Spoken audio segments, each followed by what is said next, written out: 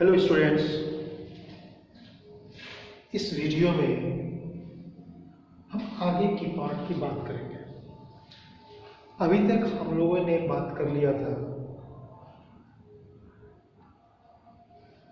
जो ट्रीटी था, treaty of Versailles की। And after that what were the conditions in Germany was prevailing, क्या conditions थे। अब यहाँ देखेंगे कि वहाँ का पॉलिटिकल सिस्टम कैसा था। It is very well known that after the first world war in Germany, Weimar Republic was introduced and which was not very much successful.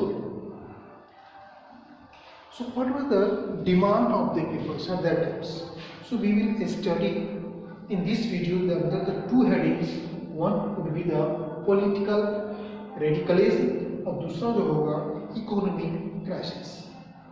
Political radicalism में करेंगे कि पॉलिटिकल डिमांड क्या थी।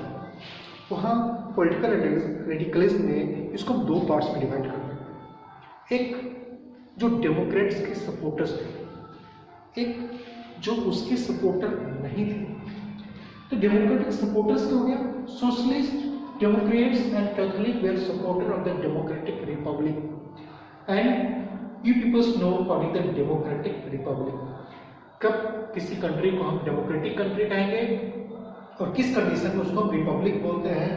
तो ये सोशलिस्ट, डेमोक्रेट्स एंड कैथोलिक जो groups था वो सपोर्ट कर रहे थे, लेकिन जो रिवोल्यूशनरी ग्रुप थे they wanted revolutionary uprising on the pattern of the Bolshevik revolution in Russia. Russia के पैटर्न पे उसी टाइम 1917 में रशिया में भी रिवॉल्यूशन हुआ था और रशिया विड्रॉ किया था फर्स्ट वर्ल्ड वॉर से। और वहाँ लेनिन के अंदर में गवर्नमेंट बनी थी, इसलिए वो लोग चाहते थे कि हमारे यहाँ जो गवर्नमेंट बने इसी तरह का गवर्नमेंट बने, बोल्शेविक टाइप का गवर्नमेंट बनेगा। क्यों? क्योंकि यहाँ का जो वाइमर रिपब्लिक था बहुत ज़्यादा सक्सेसफुल नहीं था, लेकिन इसको दबा दिया गया, इस रिवॉल्यूशन को दबा दिया गया। Weimar Republic suppress uprising with the help of free corps और वार वेटरन्स। ये थे वार वेटरन्स थे। वार वेटरन्स को जो सैनिक थे, सीनियर सैनिक, वो लोग एक ग्रुप बनाए हुए थे, वही वार वेटरन्स में था, उनको फ्री कॉप्स बोला था। अब आई इकोनॉमिक क्राइसिस में थोड़ी बहुत हम लोगों ने पढ़ा है कि इकोनॉमिक क्राइसिस में जर्मनी की क्या स्थिति थी। जर्मनी की स्थिति बहुत अच्छी नहीं थी और इसको कंपेंसेशन पे करना था, हम लोगों ने पढ़ा है। उसमें ट्रीटी ऑफ वर्साई में उनके ऊपर 6.6 बिलियन पाउंड का कंपेंसेशन डाला गया था। और ट्रीटी ऑफ वर्साई में हमने देखा था इनकी सारी जो इकोनॉमिक डेवलपमेंट था उसको रिस्ट्रिक्ट कर दिया गया था। उनका जो कोल माइंस था या उनको जो आयरन ओर्स था वो टेकन अवे कर दिया था। उसके बाद देखिए कि इनको पेमेंट करना था, कैसे पेमेंट करेंगे या उस समय कंडीशंस क्या थे। तो इकोनॉमिक क्राइसिस में देखेंगे Germany fought war and paid compensations largely on the loans. And basically loans कहाँ से आ जाएगा? तो यूरोपियन कंट्री से, अमेरिकन कंट्री से, यूएसए से। तो जर्मनी ये कंडीशंस कि उसके पास पैसा नहीं था, लड़ाई लड़ा फर्स्ट वर्ल्ड वॉर, उसके पीछे क्या रीजन था? तो रीजन था उनको पैसे मिल गया लोन पे, short term loan, they were getting the short term loan. और जो पेमेंट करेगा तो depletion in the gold, because the country has to pay in the term of gold, not in the form of currency. कि सभी जगह currency का value अलग अलग होती है, तो कुछ स्टैंडर्डाइज करेंसी आज भी है, आज भी हम डॉलर के फॉर्म में पे करते हैं या टेक में करते हैं कोई चीज़। इंटरनेशनल बिजनेस होती है उसमें भी डॉलर के फॉर्म में ही हम गिव अप करेंगे या टेकअप करेंगे, देंगे, एक्सपोर्ट करेंगे या इम्पोर्ट करेंगे इस फॉर्म में। तो Germany fought war paid and paid compensation largely on the loans इससे क्या असर हुआ? इसका असर हुआ it led to the depletion in the gold deposit. जब उसके पास गोल्ड डिपॉजिट कम होने लगा तो क्या असर हुआ था? जर्मनी ने क्या किया? 1923 जर्मनी रिफ्यूज टू पे कंपेंसेशन। क्या हम कंपेंसेशन नहीं देंगे? याद रहना चाहिए कंपेंसेशन कितना था? कंपेंसेशन 6.6 बिलियन पाउंड का था। पाउंड करेंसी कहाँ की है? यूके की है। And in reaction France occupied it's industrial area Ruhr. उसके इंडस्ट्रियल एरिया को कैप्चर कर लिया। रूर जो उसका मोस्ट फेमस इंडस्ट्रियल एरिया था उसको रिकैप्चर कर लिया। किसने? फ्रांस ने। उसके रिएक्शन में क्या किया? उसके रिएक्शन में Germany started printing the paper currency recklessly. और जब हम पेपर करेंसी को रेकलेसली प्रिंट करते हैं तो उसकी वैल्यू कम हो जाती है। ऐसा नहीं कि गवर्नमेंट, कोई भी गवर्नमेंट अपने विशेष के हिसाब से करेंसी को प्रिंट कर देगा और करेंसी को प्रिंट कर दे तो उसकी वैल्यू बढ़ जाएगी, बहुत हो जाएगी और कंट्री रिच हो जाएगा। It is not possible. There is some conditions and on that conditions they will have to print the currency. नहीं तो हमारा रिजर्व बैंक प्रिंट कर देता, सभी लाखपति हो जाते, करोड़पति हो जाते, कोई गरीब नहीं होता। ऐसा नहीं होता, उनके कुछ कंडीशंस होती है। तो जर्मनी प्रिंटेड पेपर करेंसी। जब पेपर करेंसी को रेकलेसली प्रिंट किया तो उसकी वैल्यू डिप्लीट होनी शुरू होगी, कम होनी शुरू हो जाएगी। इसको हम डिप्लेशन और इन्फ्लेशन, प्राइस हाइक, वो प्राइस हाइक का एक कारण बन जाती है। कितना वैल्यू गिर गया? Value fell from the 24,000 marks the currency of Germany पर डॉलर इन अप्रैल 2023। 2023 में जब पेपर प्रिंट करना शुरू कर दिया उस समय उसकी वैल्यू कितनी थी? 24,000 मार्क्स। और जो दिसंबर आते आते 9,88,60,000 मार्क्स हो गई। मतलब कि अगर $1 का सामान है तो उसको मार्क्स में जर्मनी की करेंसी में कितना कैरी करना पड़ता था? तो कैरी करना होगा 9,88,60,000 marks, then they can get the goods of value of $1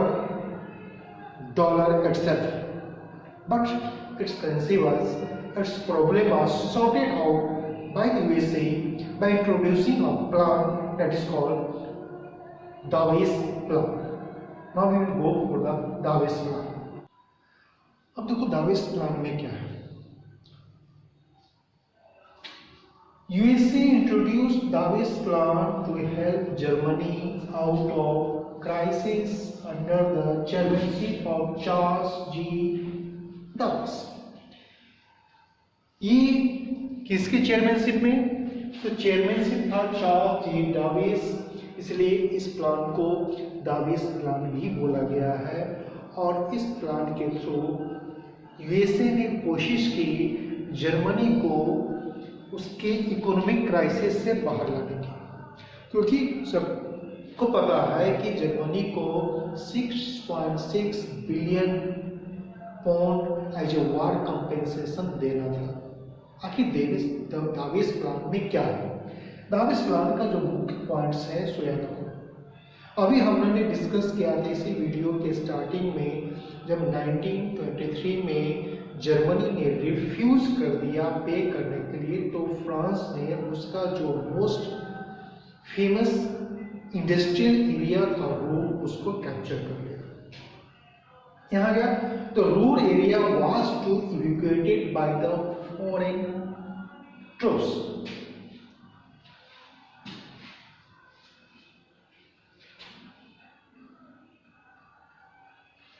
evacuated by the foreign troops. जो रूर एरिया है उसको क्लियर कर देगा। किसके अंदर में चलाई जाएगी? फॉरेन ट्रूप्स, मतलब कि वो फ्रांस के अंदर में नहीं रहेगा, उसका यूज फ्रांस नहीं करेगा। इसका मतलब ये इनडायरेक्टली किसके पास रहेगा? जर्मनी के पास रहेगा, फॉरेन ट्रूप्स के कंट्रोल में रहेगी। दूसरा, जर्मनी वुड पे कंपेंसेशन इन इंस्टॉलमेंट। 6.6 बिलियन वो एक साथ नहीं देगा, इंस्टॉलमेंट में देगा। और इंस्टॉलमेंट इक्वल नहीं रहेगा। इंस्टॉलमेंट कैसा रहेगा, तो बोला कि फर्स्ट ईयर में उसको 1 बिलियन, सेकेंड ईयर में 2 बिलियन, थर्ड ईयर में 3 बिलियन वो करके कॉम्पेंसेट कर लिया जाएगा। मान लिया जाएगा कि जैसे जैसे टाइम पास करेगा उसका इकोनॉमिक स्ट्रेंथ बढ़ेगी और Germany would be more able to pay the compensation. तो इसलिए पहले ईयर में कम दिया गया था, सेकेंड ईयर में उसको बढ़ा दिया गया था, इंक्रीज कर दिया गया था। और सोर्स ऑफ प्रिपरेशन मनी जो होगा, ये सोर्स ऑफ ये पैसा जो आएगा 1 बिलियन 2 बिलियन, ये कहाँ से आएगा, तो इसको दो सोर्स दिया गया। पहला सोर्स दिया गया कि source of preparation money include the transportation से जो उसका कॉस्टिंग आएगी तो पैसे आएगा इनकम, एक्साइज ड्यूटी से जो आएगी और कस्टम टैक्सेस से जो आएगी, ये पैसा वो प्रिपरेशन मनी में डालेगा। Even though if it is the less one, कम पड़ जाती है तो जर्मनी वुड बी लोन कितना, $200 मिलियन। कौन देगा $200 मिलियन? तो $200 million would be provided by the USA. USA में कहां से आएगा, तो वह wall street bond issued in the USA. Wall street वहां का स्टॉक एक्सचेंज है, जैसे हमारे यहाँ का stock exchange Bombay stock exchange या बीएसई है, उसी तरह से यूएसए का जो स्टॉक एक्सचेंज है वो है वॉल स्ट्रीट। और वॉल स्ट्रीट जो बॉन्ड इशू करेगा, उस बॉन्ड के थ्रू जो इनकम होगी वो लोन के फॉर्म में दिया जाएगा। किसको दिया जाएगा? जर्मनी को। कितना दिया जाएगा? तो $200 million.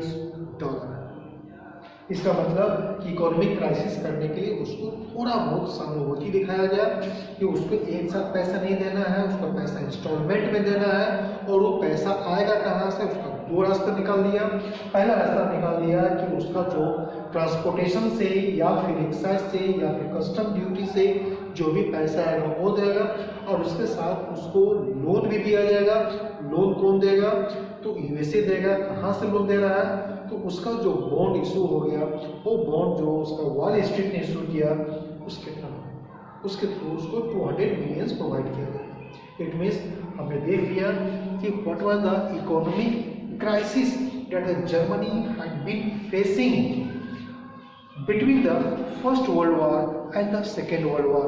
We have to keep in mind the Treaty of Versailles also, and political and economic unrest in the country, and it would be vitally understood that it led to the Second World War. Thank you. Go through this video carefully.